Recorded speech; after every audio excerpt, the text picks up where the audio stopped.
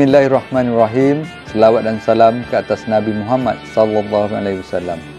Di kesempatan ini saya dan isteri ingin mengucapkan selamat menyambut Hari Raya Aidilfitri kepada seluruh warga tentera udara di Raja Malaysia yang saya kasihi. Semoga Syawal yang bakal menjelma ini disambut dengan kesyukuran dan kesederhanaan. Ambillah peluang ini untuk menziarahi ibu bapa, sanak saudara dan sahabat handai bagi mengukuhkan silaturahim di antara semua.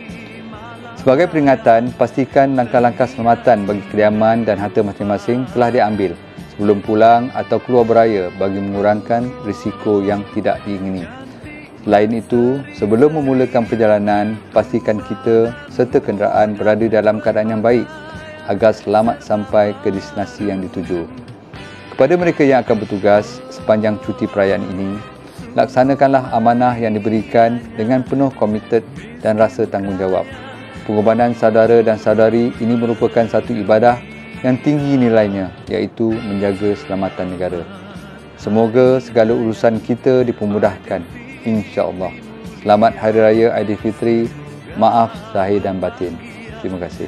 Hidup aman sentosa.